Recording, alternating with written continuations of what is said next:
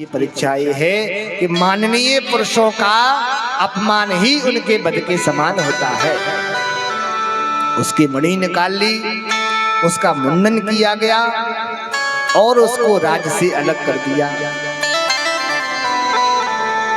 अश्वत्थामा क्रोध में गया, कहा कि अब तो मैं इनके कुल में एक भी जल देने वाला नहीं छोड़ूंगा। तो माता उत्तरा के गर्भ में एक शिशु था, उसके ऊपर ब्रह्मास्त्र चला दिया। युद्ध के पश्चात भगवान द्वारकाधीश द्वारिका को जाने को तैयार हुए। जैसे रथ पर महाराज बैठने वाले थे, एक स्त्री दौड़ती रोते रोते हुई आई और जोर से चिल्ला करके बोलने लगी, पाहि पाहि महायोगी देव देव जगत्पते नान्यं तद्वहं पश्ये यत्र मृत्यु परस्परम्। अरे महाराज, आप मेरे प्राणों की रक्षा करो, मैं भले ही मर जाऊं लेकिन मेरे गर्भ में पांडवों का बीज पल रहा है, इसका कुछ नहीं होना चाहिए। भगवान समझ गए। भगवान ने एक छोटा स्वरूप बना करके गर्भ में प्रविष्ट हुए और उस ब्रह्मास्त्र को ऐसा अपमानित किया कि वापस हो गया और भगवान ने करके चलने लगे। सुई माता कुंती आ गई। माता कुंती हाथ जोड़ करके कहती हैं कि भगवान, अब तो मैं आपसे कुछ मांगना चाहती हूँ। अरे बुआ जी, क्या मांगना चाहती हूँ? कुंती कहती है, नमस्ते पुरुषम त्वाद्यामीश्वरम प्रकृते परम अलक्ष्यम सर्वभूतानां अंतर्बहिर्वस्थितम्।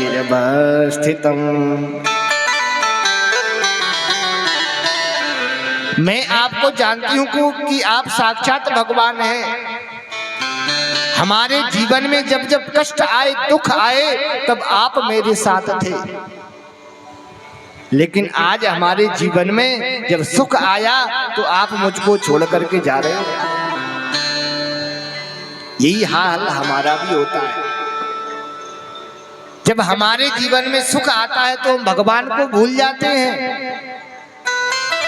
और जब हमारे जीवन में दुख कष्ट आता है तो हम भगवान को याद करने लगते हैं।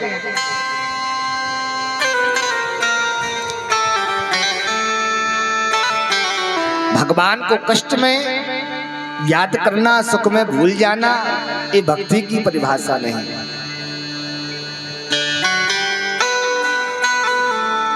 दुख में सुमरन सब करे, सुख में करे न कोय। और जो सुख में सुमरन करे तो दुख काहे को हो। सुख में जो भगवान को याद करता तो जीवन में दुख नहीं आ सकता।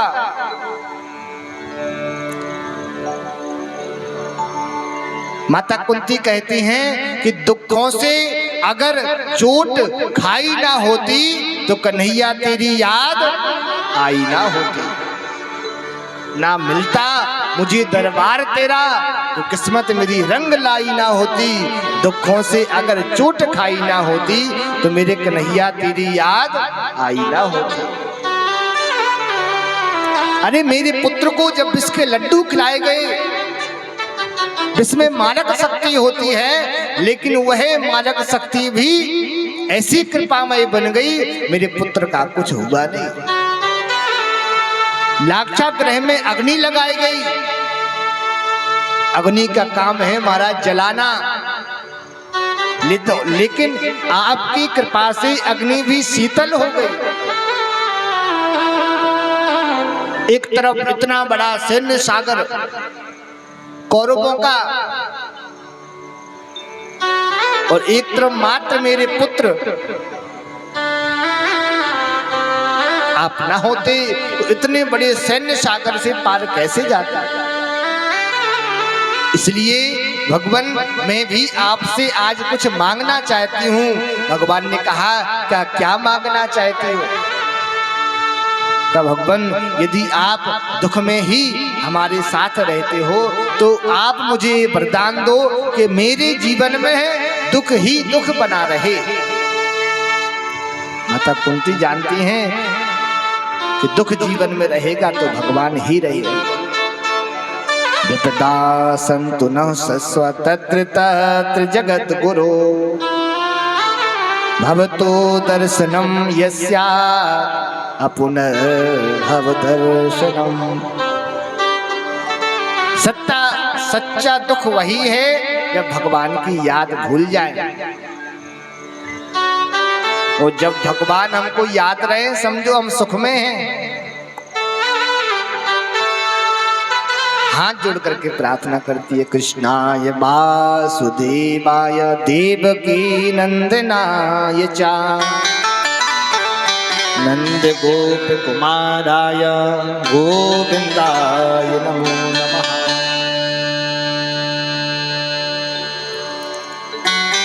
लेकिन भगवान ने दुख नहीं दिया, क्यों? उनके जीवन में दुख है ही नहीं। तुलसी बाबा कहते हैं क्या? जो आनंद सिंधु सुख राशि, जो आनंद सिंधु सुख राशि, जो आनंद सिंधु सुख राशि, जो आनंद सिंधु सुख राशि, सी करते त्रिलोक सुपासी, श्री करते त्रैलोक सुपासी। श्री राम जय राम जय जय राम, श्री राम जय राम जय जय राम, श्री राम जय राम जय जय राम, श्री राम जय राम जय जय राम, श्री राम जय राम जय जय राम, श्री राम जय राम जय जय राम, जय जय राम। अरे महाराज भगवान दुख कैसे दे सकते हैं? जिसके पास जो होगा वही तो देगा। जो आनंद के सागर हैं उनके जीवन में दुख नहीं हो सकता, तो भगवान अपने आप को देकर ही चले गए। पांडवों को ले जाकर के भीष्म पितामह के पास ले गए, जो बाणों की सैया पर विद्यमान थे और भगवान के दर्शन करने के लिए विद्यमान थे। बाणों की सैया पर बैठे हैं, एक ही बस कामना है, क्या? सदैव देवो भगवान प्रतीक्षिता। भगवान की प्रतीक्षा कर रहे हैं, कब हमारे वंशी वाले मुकुटधारी कन्हैया आ जावे सो हम अपने प्राणों का परित्याग करें।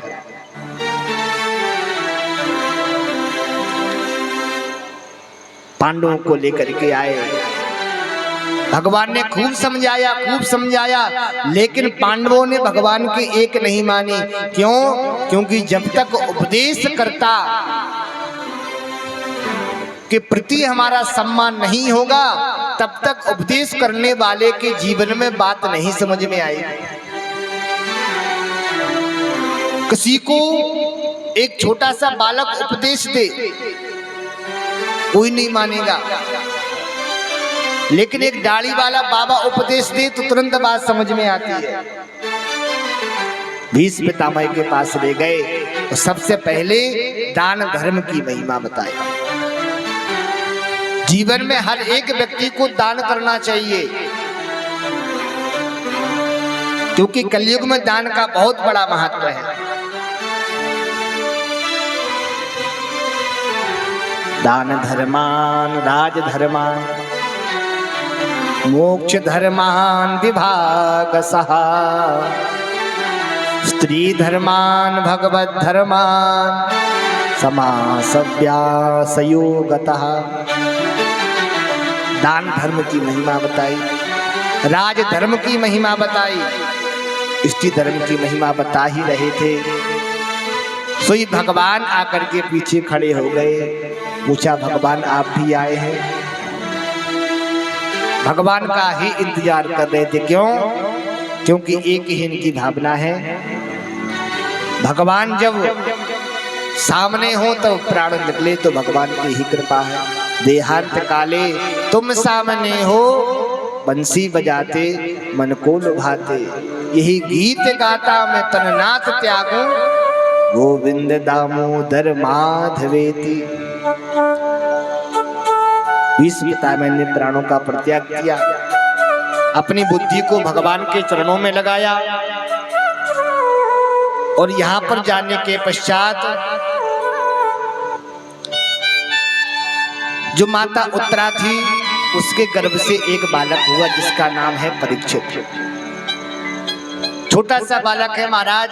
ब्राह्मणों ने उसकी हस्तरेखा देखी, कहा कि एक जो बालक होगा कि बहुत विद्वान होगा, बहुत बड़ा धर्मात्मा होगा, लेकिन ब्राह्मणों ने कह दिया तक्षकात आत्मनो मृत्युम,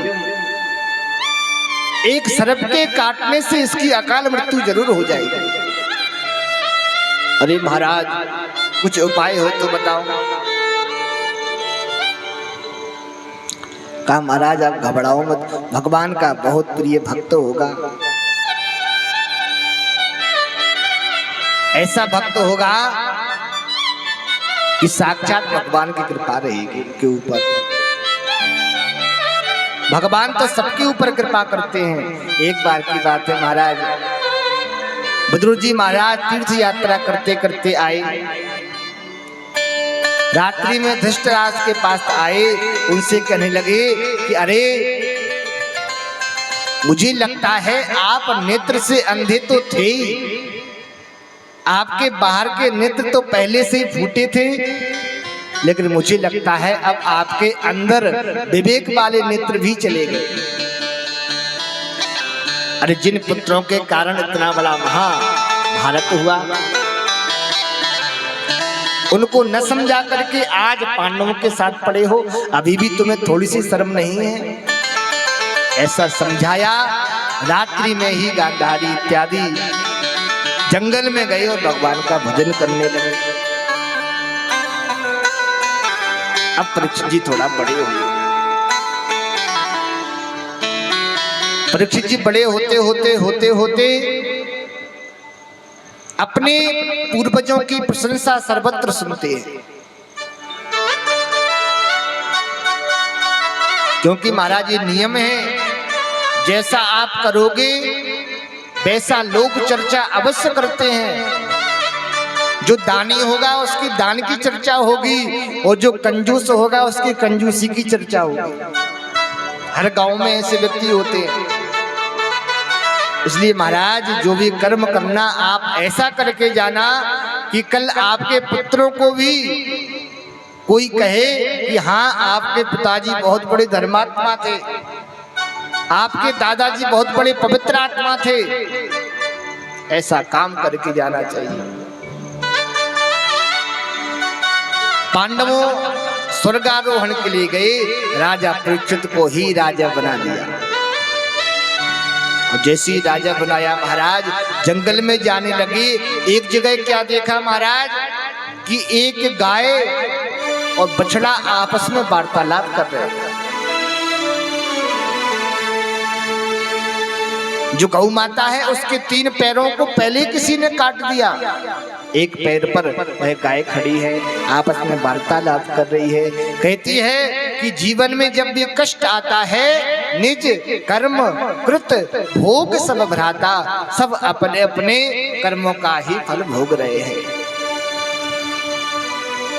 ये सब देखते देखते वार्तालाप को देखते देखते राजा परीक्षित को समझ गए ये दोनों कोई महापुरुष हैं। साक्षात जो पृथ्वी माता है एक गाय का रूप बना करके बैठी है, जो बछड़ा है साक्षात धर्म है। और एक काला काला पुरुष आया और उस पुरुष ने आकर के एक पैर को भी काटने का प्रयास किया। सुई महाराज राजा परीक्षित ने उसको पकड़ा। सावधान, तुम खड़े हो जाओ, मेरे राज्य में गौ और ब्राह्मण पर अत्याचार हो नहीं सकता। कौन हो तुम, परिचय दो। परिचय दिया, महाराज मेरा नाम है कलयुग, और अब कलयुग लग चुका है, मुझे तो स्वीकार करना ही पड़ेगा आपको। मारने को जब तैयार हुए तो इस शरण में आ गया, और ये नियम है शरण में, यदि कोई अपराधी भी आ जाए तो उसको क्षमा कर देना चाहिए। महाराज अपने राज्य में मुझे शरण दे दो, रक्षा दे दो, वास दे दो। तो कलयुग को कुछ स्थान दिए। बोलिए राधे राधे। पहला स्थान दिया क्या? द्यूतम पानम स्त्रिया सूनम यत्रा धर्मा चतुर्विधा पुनश्च याचमानाय जातरूपमदात् प्रभु। इन 4 जगहों पर कलयुग का वास होता है। पहला है द्यूतम, जहां पर जुआ खेला जाता है वहां पर कलयुग का वास होता है। बड़े बड़े घर जुआ खेलने से बर्बाद हो गए महाराज। लाखों करोड़ों की संपत्ति बेच करके जुए में कई लोग आज भिखारी बन करके बैठे हैं। जुए की आदत ऐसी होती है महाराज, 1 रुपए डालोगे 2 रुपए आएगा, 10 डालोगे 50 आएगा। धीरे धीरे आपके हृदय में लोभ बढ़ता जाएगा। अब लोभ जब बढ़ेगा महाराज, जब आपको उसकी लत लग जाएगी, एक समय वो आएगा कि आप ना ये देखोगे कि हमारी जमीन बिक रही है, ना आप ये देखोगे कि हमारा मकान बिक रहा है, ना आप ये देखोगे कि हमारी पत्नी बिक रही है। आप सब कुछ बेच करके जुआ खेलो। इसलिए द्यूतम, जुए से धार्मिक व्यक्ति को, भगवान के भक्तों को दूर रहना चाहिए। दूसरी बात है पानम, जहां पर पी जाती है, जहां पर मदिरा का पान होता है, वहां पर भी कलयुग का वास होता है।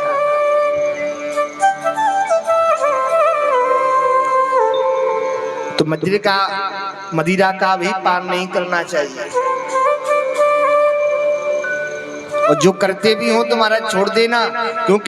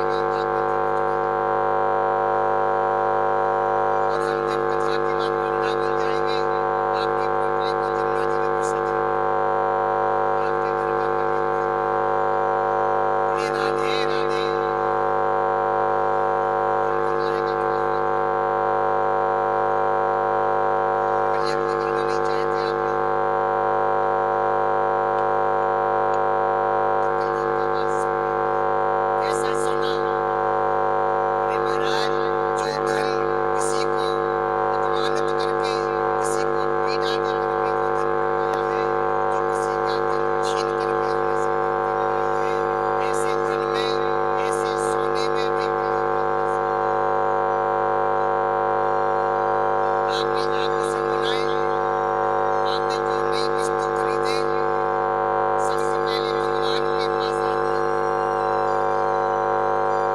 भगवान को चढ़ा दे। चाहे आप एक छोटी सी वस्तु लेकर के क्यों ना आए, जब वह वस्तु प्रसाद बन जाएगी तो प्रसाद हमेशा ही वही निवेदित भोजन हो रही है।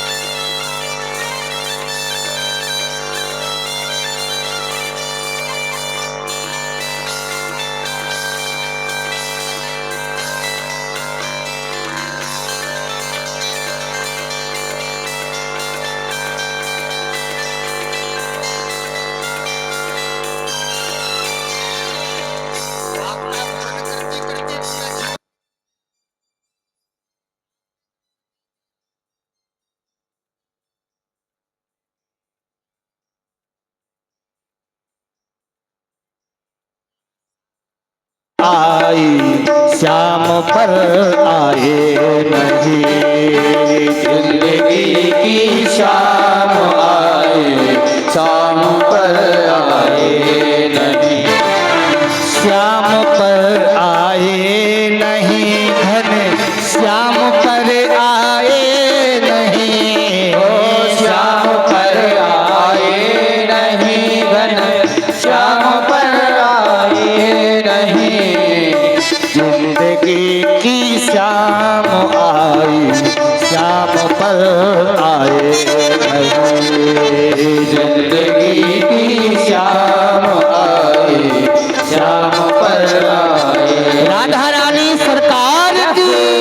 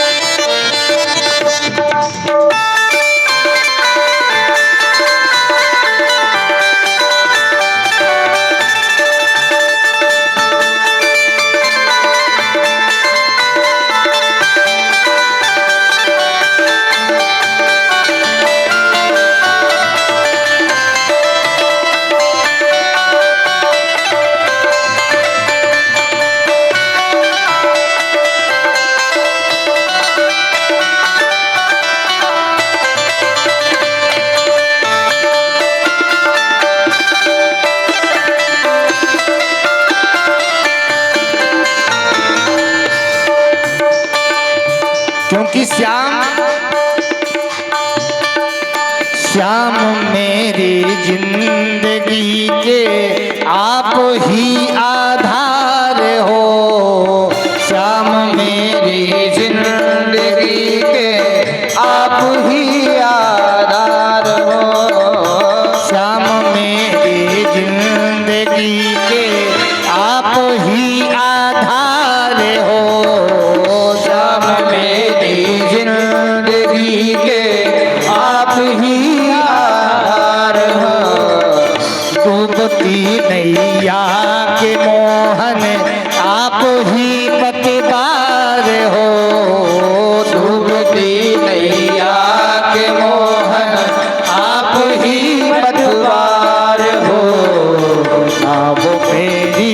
नाव मेरी मझधार में हो, डूब जाए ना कहीं।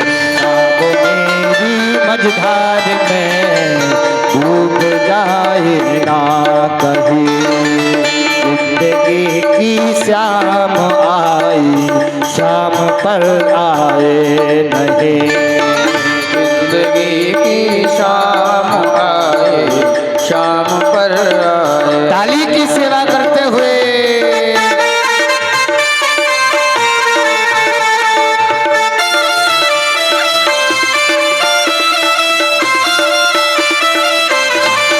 श्री राधे।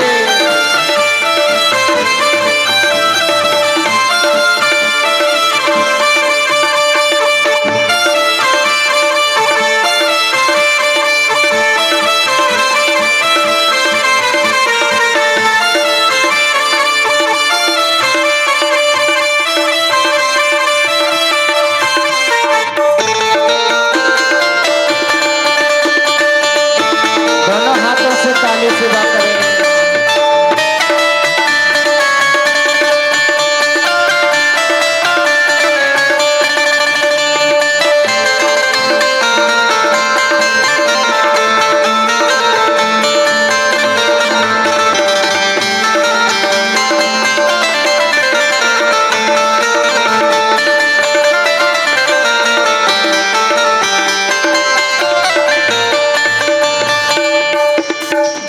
रटते रटते श्याम श्यामा हो गया दीवान में। रटते रटते श्याम श्यामा हो गया दीवाना मैं। रटते रटते राधे राधे हो गया दीवान में। रटते रटते राधे राधे हो गया दीवाना मैं। भूल कर सब कुछ है